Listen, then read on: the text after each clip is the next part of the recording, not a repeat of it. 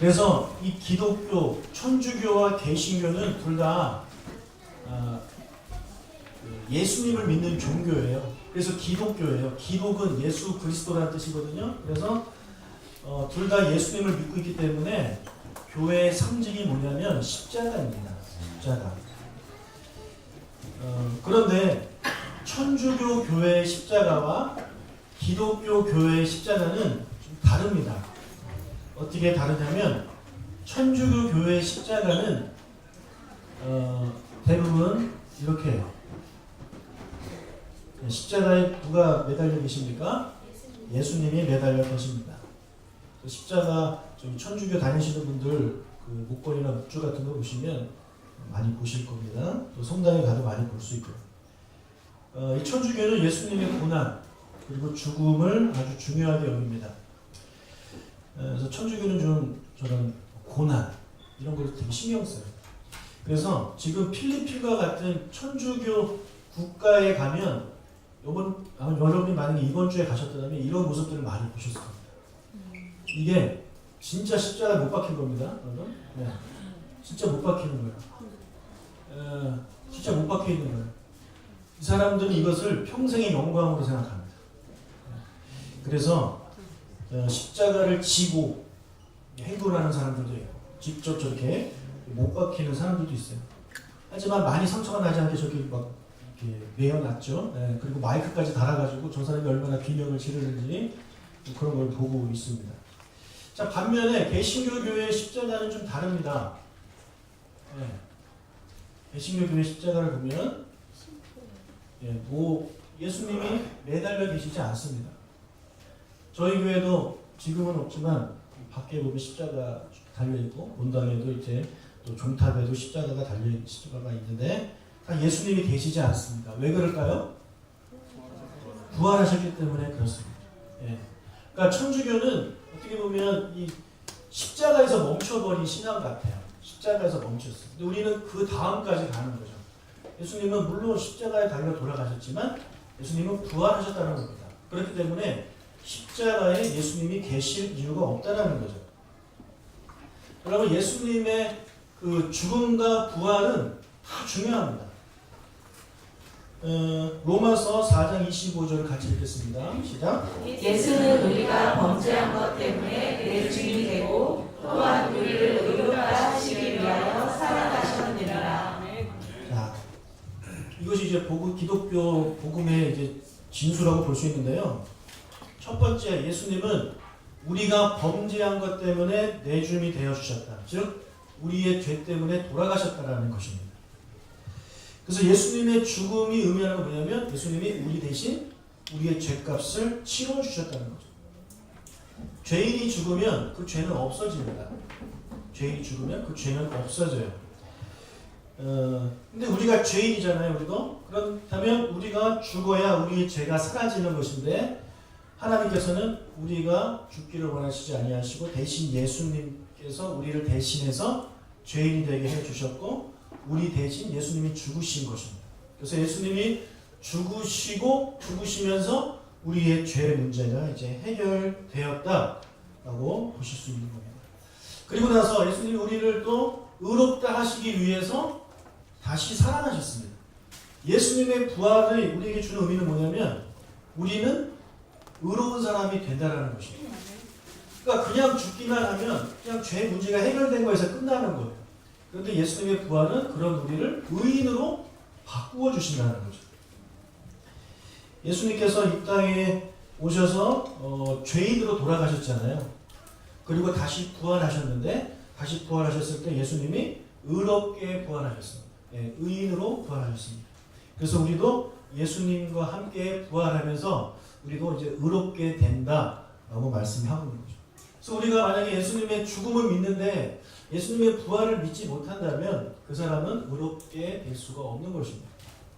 우리가 예수님의 부활을 믿어야 돼요. 그래야 의로운 상태에 우리가 이르게 되는 것입니다. 여러분, 예수님의 죽음과 부활을 다 믿으시길 축복합니다. 네. 오늘 그 얘기를 좀 하고 싶습니다. 마음 같아서는 여러분 예수님이 부활하셨습니다. 우리 인사하고 선포하고 설교를 마무리하고 싶었습니다. 그랬다가는 뭐라고 하실 것 같아서 조금 더 합니다. 여러분, 예수님의 죽음과 부활은요 역사적인 사실입니다. 이건 역사적인 사실이에요. 신화가 아니란 말이에요. 만약에 예수님께서 부활하지 않으셨다면 기독교는 거짓 종교입니다. 사이비입니다. 저랑 여러분이 교회에 다닐 이유가 없습니다. 예수님이 부활하시지 않았다면. 자, 그런데 예수님은 실제로 돌아가셨고 부활하셨고 그것은 역사적인 사실이기 때문에 우리가 교회를 이제 다니게 되는 것이죠. 저번에 우리가 같이 영화를 봤는데요. 교회에서 상영을 했는데 몇 분이 안 보셨지만 예수는 역사다라는 영화를 우리가 함께 봤습니다. 이것은 시카고의 아주 그 일간지 기자가 교회를 다니는 아내를 막기 위해서 교회가 그러니까 아내가 어떤 은혜를 체험하고 자꾸 교회를 다니니까 이 남편 입장에서는 그게 못마땅한 겁니다. 그래서 어떻게 하면 교회를 못 가게 할까? 이 남자가 억지로 가지마 이게 아니라 이 종교가 거짓이라는 것을 밝히면 되겠구나. 그래서 기독교에서 가장 말도 안 되는 것이 이제 부활이라는 거죠. 그래서 내가 이것이 거짓임을 밝히겠다. 그래서 그 사람이 여러 그런 그 전문가들을 찾아다니면서 이제 예수의 부활이 거짓임을 밝혀내려고 노력을 하는 그런 과정을 담은 이제 실화를 배경으로 한 영화거든요. 오늘은 시간이 없으니까 그 중에서 그 전문가들을 만나서 이 사람이 질문을 던지고 전문가들이 어떻게 대답을 하는지 그것들을 우리가 잠시 좀 살펴보도록 하겠습니다.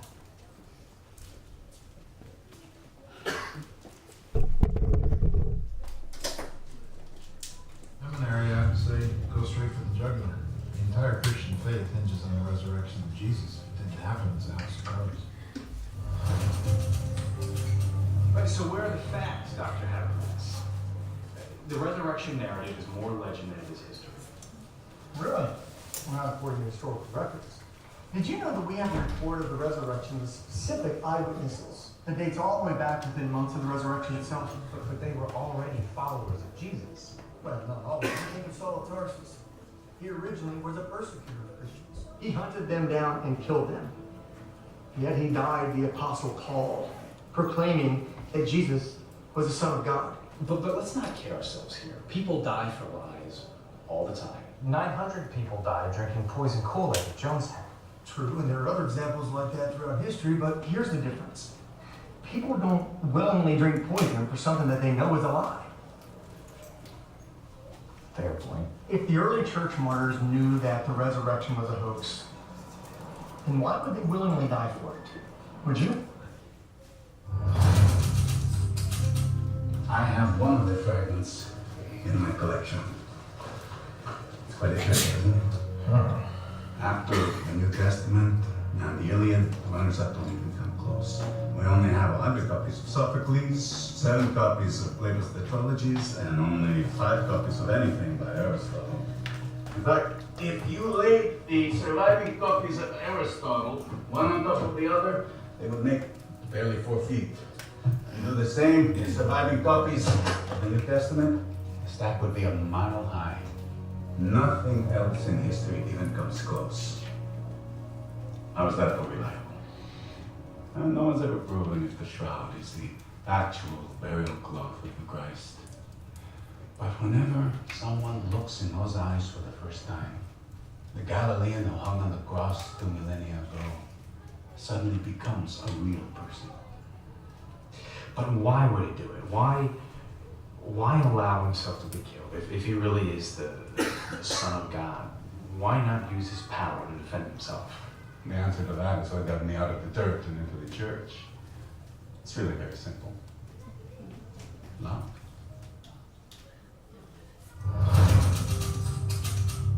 Maybe the reason that the tomb was empty was because Jesus' body was never there in the first place. Because we know that the Romans used to throw the bodies of crucifixion subjects to the dogs, right? Well, there's no evidence for that, but there are specific records that didn't happen to Jesus. And what records are those? Well, actually, the earliest recorded accounts tell us that Jesus was properly buried in the tomb.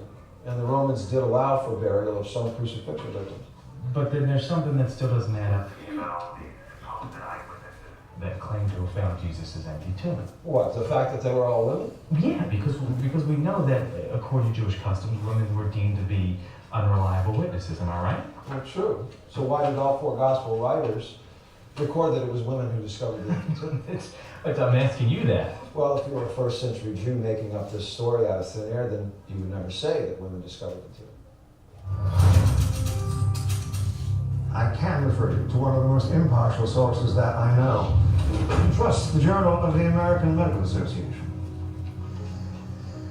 Of course, it is a stellar scientific journal, and I will admit that.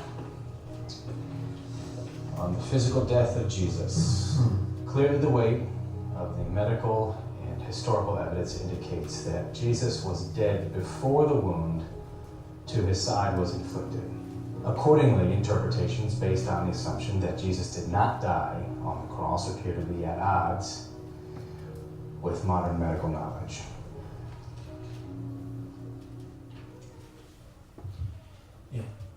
더 궁금하신 Somebody 분은 will do an 영화를 보시면 investigation. 되겠습니다. 네. 자, 제가 좀 보신 영상을 좀 설명을 좀 더 드리도록 하겠습니다. 자, 먼저 부활 이야기를 좀 하겠는데, 예수님의 부활이 역사적인 사실이냐, 사실이 아니냐를 지금 와서 증명할 수 있는 필요는 없습니다. 하지만 그 증명할 수 있는 것은 뭐냐면 그 당시 증인들의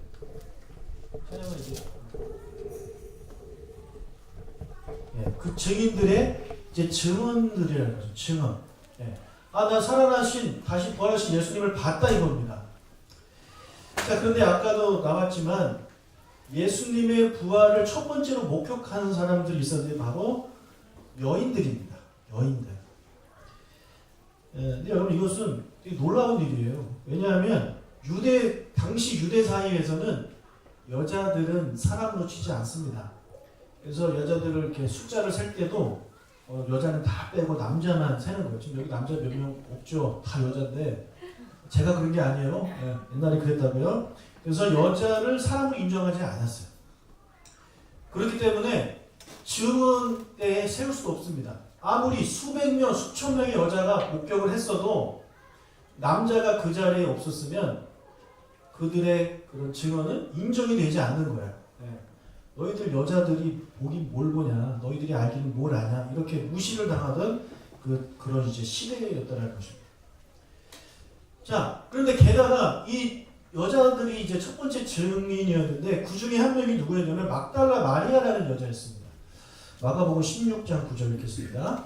예수께서 안식 후 첫날 이른 아침에 살아나신 후 전에 7 귀신을 쫓아내어 주신 막달라 마리아에게 먼저 보이시니. 자, 막달라 마리아가 제일 먼저 예수님을 봤습니다. 그런데 방금 여기 읽으셨지만 이 막달라 마리아가 어떤 여자냐면 전에 7 귀신에 걸렸던 여자입니다. 그러니까 귀신 하나도 아니고요. 7개의 귀신이니까 어마어마하게 그런 강한 귀신이 붙은 여자죠. 그래서 이 여자에 대한 소문이 어떻게 났겠습니까? 귀신 들린 여자였어. 우리가 보통 귀신 들리다 그러면 요즘 치자면 뭐 정신병자 이렇게 볼 수 있잖아요. 맛이 갔어. 귀신 들렸어. 근데 그것도 귀신 하나가 아니라 7 귀신이니까 얼마나 그 정도가 심했겠습니까? 그러니까 막달라 마리아라는 이름을 딱 기록했을 때에 그 당시 초대교회 이제 그 당시 유대인들이 읽으면서 여자가 봤다고? 에이, 신빙성이 없네. 두 번째, 게다가 막달라 마리아? 다른 여자도 아니고 막달라 마리아?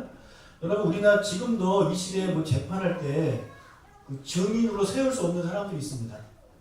정신적으로 좀 문제가 있었다거나 몇 살 이하 어린이라거나 이런 거는 증언 때 이제 세우지 않잖아요. 그러니까 만약에 누군가가 예수의 부활을 믿게 하려고 이것을 소설을 써서 여러분 소설을 보면서 믿지는 않으시잖아요. 그렇죠? 그냥 소설은 소설일 뿐이니까 막 허구를 씁니다. 그런데 이것은 그게 아니라는 거죠. 사람들로 하여금 예수의 부활을 믿게 하려고 쓴 것이 복음서입니다. 믿게 하려고. 그러면 어떻게 써야 돼요? 믿을만하게 써야 되잖아요. 그죠? 믿을만하게. 제일 먼저 본 사람이 여자가 아니고 남자였다라고 써야 되고, 그 다음에 남자도 어떤 남자냐면 좀 배웠거나 그리고 정치적으로 영향력이 있는 그런 사람이 부활의 예수를 만났다. 이렇게 써놨으면 읽은 사람들이 그래? 그렇구나 이렇게 생각할 수 있을 텐데 복음서 기자들은요 그렇게 쓰지 않아요. 여자가 봤다는 겁니다. 그리고 정신병에 걸렸었던 귀신에 걸렸었던 막달라 마리아가 봤었다라고 그렇게 썼다라는 거죠.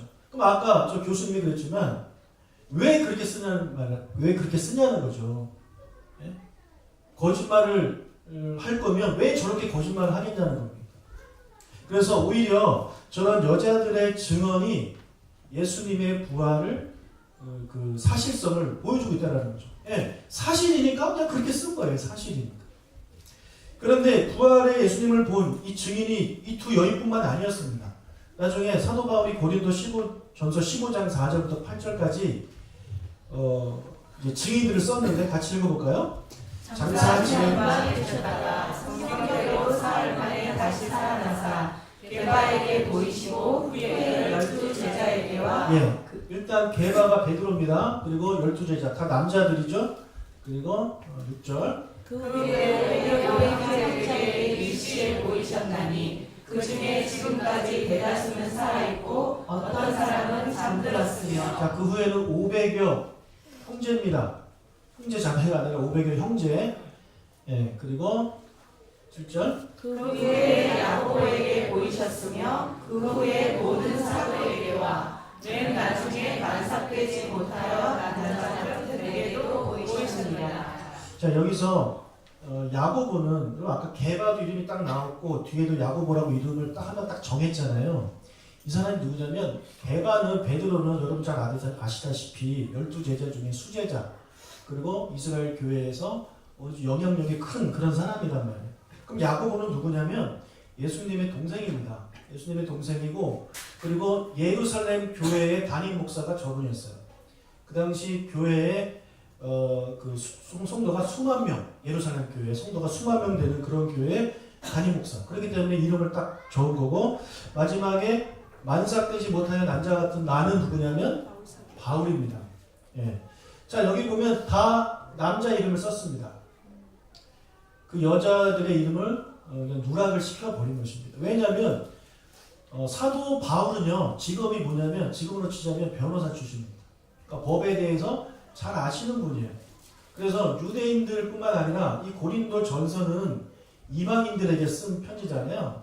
그러니까 그들에게 이 예수를 본 사람이 이렇게 많고 그 다음에 그들로 하여금 거부감을 줄이기 위해서 그냥 본 남자들만 쭉 이렇게 이제 기록을 한 것입니다. 여기서 우리가 재밌는 게 뭐냐면 6절에 500여 형제에게 일시에 보이셨는데 그 중에 대다수는 살아있다라는 거예요.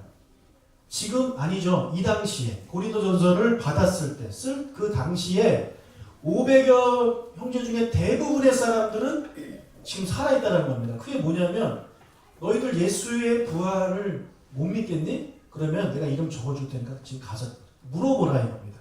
왜요? 지금 살아있으니까. 근데 우리는 물어볼 수가 없잖아요. 다 돌아가셨기 때문에.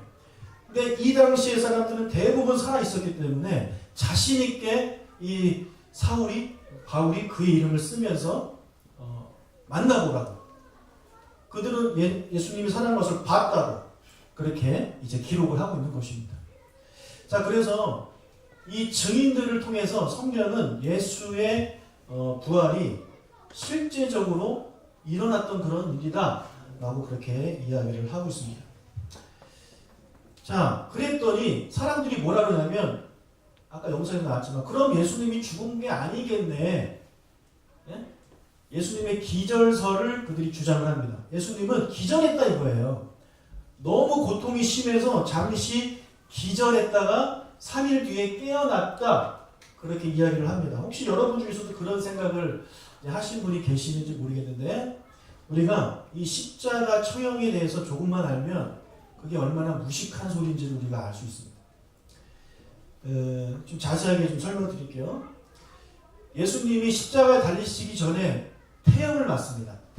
태형은 이제 채찍질을 이제 맞는 것인데 당시 로마 군인들이 예수님을 이제 채찍질했잖아요. 로마의 그런 그 태형은요, 저런 가죽에다가 저기 쇠 조각 그리고 구슬 이런 것을 달아요. 그리고 이제 그것을 가지고 이제 묶어놓고 등을 저렇게 때리는 겁니다. 여러분 예수님의 채찍을 이렇게 탁 치면 이 구슬 뼈 쪽이 딱 박혀요. 그리고서 땡기니까 어떻게 됩니까? 등이 살점이 다 떨어져 나가는 거죠. 예. 이것을 예수님이 엄청 맞으셨어요. 자, 그래서 예수님의 등은 우리가 영화에서 보는 것처럼 이렇게 좀 빨간 줄 거 있고 이 정도가 아니에요. 예.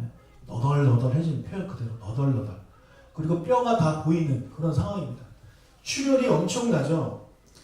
그리고 나서 예수님이 이제 십자가를 메고 들고 갈보리로 가시잖아요. 예수님이 중간에 넘어지시죠. 너무 힘드셔가지고. 왜 그랬겠어? 예, 태양 때문에 그렇습니다. 자, 그 다음에 이제 예수님이 십자가에 이제 못 박히시게 됐는데, 예수님이 못 박히신 이후에는 어떤 것이 문제가 되냐면, 그 가슴 근육에 가해진 충격으로 인해서 폐가 다친대요. 폐가 다쳤다가 이제 그러면 숨을 들이셔야 되잖아요. 폐가 다치니까 숨쉬기가 너무 어려운 거예요. 그러면 예수님 보시면 아시겠지만 이렇게 축 처져 있단 말이죠. 축 처져 있습니다. 힘이 없기 때문에 축 처져 있어요. 근데 숨을 쉬려면 어떻게 해야 되냐면 이 발을 대고 이렇게 일어나야 돼요. 쉬었다가 숨을 쉬었다가 다시 내뱉고. 이게 어마어마한 고통이라는 거죠. 등은 이미 어떻게 됐어요? 다 너덜너덜해진 상태에서 매달려 있는 십자가가 뭐 대패로 이렇게 하고 뭐 사포질 하겠습니까?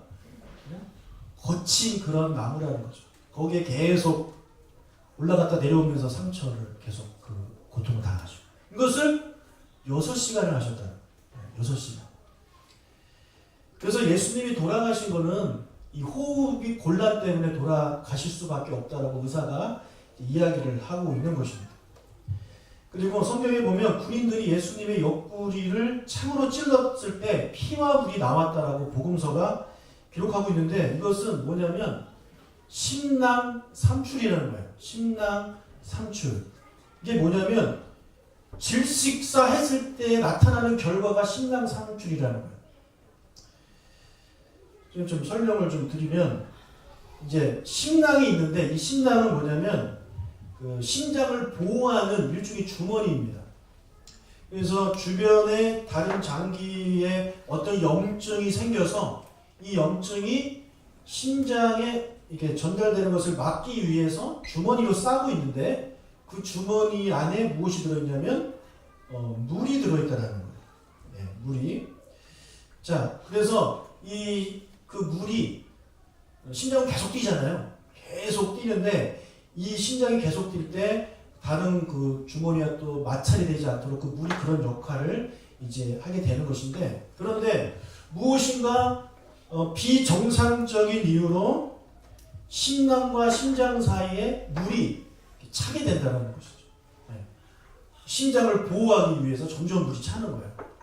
그것이 이제 심낭삼출이라고 하는 것인데 이 로마 군인이 예수님이 돌아가시기 전에 옆구리를 찔렀을 때 피와 물이 나왔을 때 피는 피고 그 물이 바로 심낭삼출에 있는 그 물이라는 거죠. 자, 그래서 의사가 아까 얘기했잖아요. 예수가 십자가에 못 박혔는데 거기서 기록된 대로 봤을 때 예수가 죽지 않고 거절했다고 하는 것은 개소리다 이런 표현을 하는 거예요. 말이 안 되는 소리라는 거예요. 예수님은 그래서 역사적으로 돌아가셨습니다.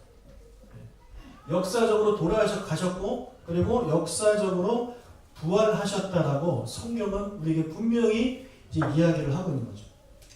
자, 그런데요. 그럼에도 불구하고 예수님의 이 부활을 믿기가 어려워요. 이게 쉬운 일이 아닙니다. 예수님의 부활을 목격한 제자들도 심지어 예수님의 부활을 확실히 믿지를 못했습니다. 예수님을 만났을 때는 예수님 정말 살아계시네? 그랬어요. 그런데 예수님 그들과 계속 계신 게 아니거든요. 만났다가 또 딴 데 가셨다가 그랬을 때 예수님이 사라지신 다음에는 그들이 생각하기에 우리가 본 것이 진짜 예수님인가? 우리 꿈꾼 게 아닌가? 우리 무슨 환상을 본 게 아닌가?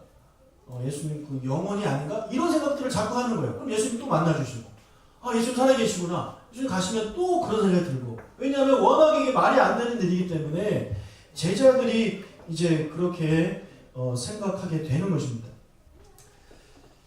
그리고 예수님께서 돌아가시기 전에 여러 차례 제자들에게 말씀하셨어요. 나는 죽을 것이고 다시 살아날 것이다. 그래서 직접 얘기하셨고 그들은 직접 들었습니다.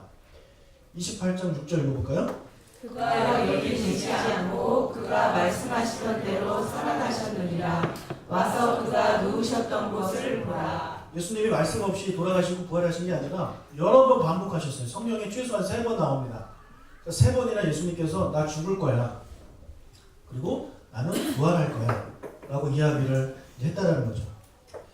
자, 주무시는 분들 부활하셔야 됩니다. 네. 부활절인데 계셔야 돼요.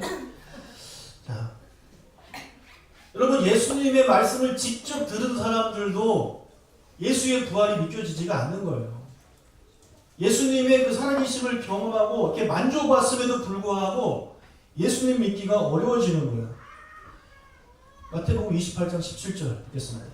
예수께로 또 경외하나 아직도 의심하는 사람들이 있더라. 네, 이 마태복음 예수님이 승천하시기 바로 직전에 쓴 내용인데 예수님이 40일 동안 이제 부활하시면서 40일 동안 제자들과 여러 번 만나셨단 말이에요. 그럼에도 불구하고 아직도 의심하는 사람들이 있는 거예요. 자기 눈을 믿을 수가 없는 겁니다. 그래서 예수님께서 이들을 혼내기까지 합니다. 너희들 진짜 안 믿을래? 내가 어느 정도까지 해야 되냐 하면서 화를 내셔요. 마가복음 16장 14절입니다. 예수께서 그들에게 나타나사 그들의 믿음 없는 것과 마음이 완악한 것을 꾸짖으시니 이는 자기가 살아난 것을 본 자들의 말을 믿지 아니하느니라. 예. 자, 이렇게 예수님의 부활을 직접 보고 듣고 했음에도 불구하고 믿지 못하는 제자들의 모습. 예. 그런데 여러분, 예수님 믿어지십니까? 부활이? 진짜 믿어지십니까? 그렇다면 여러분 정말 대단하신 분들입니다. 예. 제자들도 못 믿었던 것을 여러분 어떻게 보지도 못하신 분들이 직접 듣지도 못하신 분들이 어떻게 저게 믿어지냔 말이에요. 그러니까 저게 믿어지시는 분들은요 하나님께 감사하시길 축복합니다. 여러분 감사하셔야 돼요. 저게 의심이 전혀 안 된다. 정말 믿어진다. 이것은 하나님이 주신 선물이에요. 또 반면에 안 믿어진다. 안 믿어지다 나는 당연합니다 여러분. 여러분 이상한 게 아닙니다. 여러분 당연한 거예요. 제자들도 못 믿었어요. 여러분 교회 다니는 얼마나 됐다고 저게 믿어집니까? 하지만 전 여러분에게 이런 도전을 하고 싶어요. 저 부활이 예수님의 죽음과 부활이 믿어지도록 하나님께 기도하시는 여러분 되시기 바랍니다. 그럼 하나님이 여러분에게 그것을 믿을 수 있는 믿음을 주실 겁니다. 그러면 예수님의 부활을 믿으면 우리가 어떻게 된다고요? 어떻게 된다고요? 의롭게 됩니다. 의롭게. 의인이 된다는 거예요. 의인이 뭐냐? 하나님이 의로우신 분이잖아요. 우리가 의인이 된다는 얘기는 하나님의 자녀가 된다는 얘기예요. 우리가 의롭게 되지 않고서는 절대 하나님의 자녀가 될 수 없어요. 부활을 믿지 않고서는 절대 하나님의 자녀가 될 수 없어요.